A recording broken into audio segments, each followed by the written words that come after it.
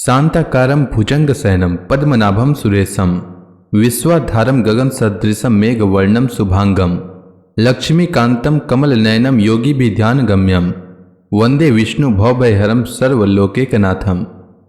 मंगलम भगवान विष्णु मंगलम गरुणध्वज मंगलम पुंडरीकाक्ष मंगलाय तनोहरि। ओम नमो भगवते वासुदेवाय। आज का दिन आप सभी के लिए मंगलमय हो। आज मैं कार्तिक मास की अंतिम दिन कार्तिक मास की कथा का 30वां अध्याय सुनाने वाला हूं। शास्त्रों के अनुसार कार्तिक माह में प्रतिदिन स्नान करना चाहिए और भगवान विष्णु, माता लक्ष्मी एवं तुलसी माता की पूजा करनी चाहिए। साथ ही कार्तिक मास में भगवान विष्णु की कल्याणकारी कथा का पाठ अथवा श्रवण करना चाहिए। इससे जन्म जन्मांतर के पाप कर्मों का नाश होता है और घर में सुख समृद्धि का वास होता है। तो आइए श्रवण करते हैं कार्तिक मास की कथा का 30वां अध्याय। श्री पराशर जी आगे बोले, अपने अति अद्भुत कर्मों को देखने से वासुदेव और देवकी को विज्ञान उत्पन्न हुआ। देखकर भगवान ने यदुवंशियों को मोहित करने के लिए अपनी वैष्णवी माया का विस्तार किया और बोले, हे माता, हे पिताजी, बलराम जी और मैं बहुत दिनों से कंस के भय से छिपे हुए आपके दर्शनों के लिए उत्कंठित थे। सो आज आपका दर्शन हुआ है।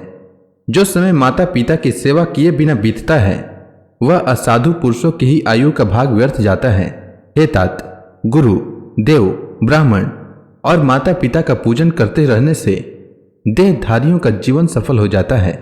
अतः हे तात, कंस के वीर्य और प्रताप से भीत हम परवशों से जो कुछ अपराध हुआ हो वह क्षमा करें। श्री पराशर जी आगे बोले, बलराम और कृष्ण ने इस प्रकार का माता पिता को प्रणाम किया और फिर क्रमशः समस्त यदुवृद्धों का यथा योग्य अभिवादन कर पूर्ववासियों का सम्मान किया।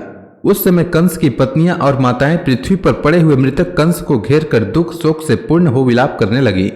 तब कृष्णचंद्र ने भी अत्यंत पश्चाताप से विवल हो स्वयं आंखों में आंसू भरकर उन्हें अनेकों प्रकार से डांडस बंधाया। तदंतर श्री केशव ने उग्रसेन को बंधन से मुक्त किया और पुत्र के मारे जाने पर उन्हें अपने राज्य पद पर अभिषिक्त किया। श्री कृष्णचंद्र द्वारा राज्याभिषिक्त होकर यदुश्रेष्ठ उग्रसेन ने अपने पुत्र तथा और भी जो लोग वहां पर मारे गए थे उन सब के अधर्वदेहिक कर्म किए। अधर्वदेहिक कर्मों से निवृत्त होकर सिंहासनारूढ़ उग्रसेन से श्रीहरि बोले, हे विभो, हमारे योग्य जो सेवा हो उसके लिए हमें निशंक होकर आज्ञा दीजिए। ययातिका का शाप होने से यद्यपि हमारा वंश राज्य का अधिकारी नहीं है, तथापि इस समय मुझ दास के रहते हुए राजाओं को तो क्या, आप देवताओं को भी आज्ञा दे सकते हैं। श्री पराशर जी बोले, उग्रसेन से इस प्रकार का कार्य सिद्धि के लिए मनुष्य रूप धारण करने वाले भगवान कृष्ण ने वायु का स्मरण किया और वह उसी समय वहां उपस्थित हो गया। तब भगवान ने उससे कहा, हे वायु, तुम जाओ और इंद्र से कहो कि हे वासव, व्यर्थ गर्व छोड़कर तुम उग्रसेन को अपनी सुधर्मा नाम की सभा दो। कृष्णचंद्र की आज्ञा है कि यह सुधर्मा नामक सभा सर्वोत्तम रत्न राजा के ही योग्य है। इसमें यादवों का विराजमान होना उपयुक्त है। श्री पराशर जी आगे बोले, भगवान की ऐसी आज्ञा होने पर वायु ने यह सारा समाचार इंद्र से जाकर कह दिया और इंद्र ने भी तुरंत ही अपनी सुधर्मा नाम की सभा वायु को दे दी। वायु द्वारा लाई हुई उस सर्वरत्न संपन्न दिव्य सभा का संपूर्ण भोग वे यदुश्रेष्ठ श्री कृष्णचंद्र की भुजाओं के आश्रित रहकर करने लगे। तदंतर समस्त विज्ञानों को जानते हुए और सर्व ज्ञान संपन्न होते हुए भी वीरवर कृष्ण और बलराम गुरु शिष्य संबंध को प्रकाशित करने के लिए उपनयन संस्कार के अनंतर विद्योपार्जन के लिए काशी में उत्पन्न हुए अवंतीपुरवासी सांदीपनी मुनि के यहाँ गए। वीर बलराम और जनार्दन सांदीपनी का शिष्य तो स्वीकार कर वेदाभ्यास परायण हो यथा योग्य गुरु शुश्रूषादि में प्रवृत्त रह संपूर्ण लोगों को यथोचित शिष्टाचार प्रदर्शित करने लगे।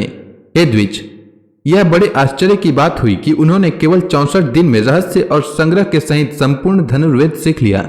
सांदीपनी ने जब उनके इस असंभव और अति मानुष कर्म को देखा तो यही समझा कि साक्षात सूर्य और चंद्रमा ही मेरे घर आ गए हैं। उन दोनों ने अंगों सहित चारों वेद, संपूर्ण शास्त्र और सब प्रकार की अस्त्र विद्या एक बार सुनते ही प्राप्त कर ली और फिर गुरु जी से कहा, कहिए आपको क्या गुरु दक्षिणा दें। महामती सांदीपनी ने उनके अतीन्द्रिय कर्म देखकर प्रभास क्षेत्र के खारे समुद्र में डूबकर मरे हुए अपने पुत्र को मांगा। तदंतर जब वे शस्त्र ग्रहण कर समुद्र के पास पहुंचे तो समुद्र अर्घ लेकर उनके सन्मुख उपस्थित हुआ और कहा, हे दैत्य दवन, मेरे जल में ही पंचजन नामक एक दैत्य शंख रूप से रहता है, उसी ने उस बालक को पकड़ लिया था।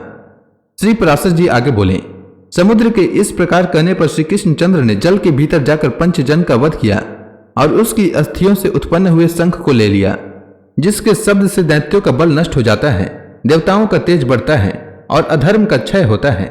तदंतर उस पांचजन्य शंख को बजाते हुए श्री कृष्णचंद्र और बलराम यमपुर को गए और सूर्यपुत्र यम को जीतकर यम यातना भोगते हुए उस बालक को पूर्ववत शरीर युक्त कर उसके पिता को दे दिया। इसके पश्चात बलराम और कृष्ण राजा उग्रसेन द्वारा परिपालित मथुरापुरी में पधारे। तो इसी के साथ यह अध्याय समाप्त हुआ।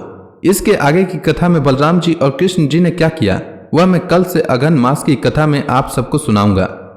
अघन मास भगवान श्री कृष्ण का सबसे प्रिय माह है।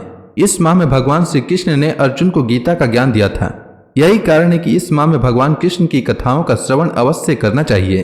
वैसे भी सालों भर भगवान की भक्ति में ही जीवन बिताना चाहिए, जिससे घर में सुख समृद्धि आती है और वैकुंठ लोक की भी प्राप्ति होती है। तो प्रेम से बोलिए विष्णु भगवान की जय, श्री कृष्ण भगवान की जय, तुलसी माता की जय, लक्ष्मी माता की जय, समस्त देवी देवताओं की जय।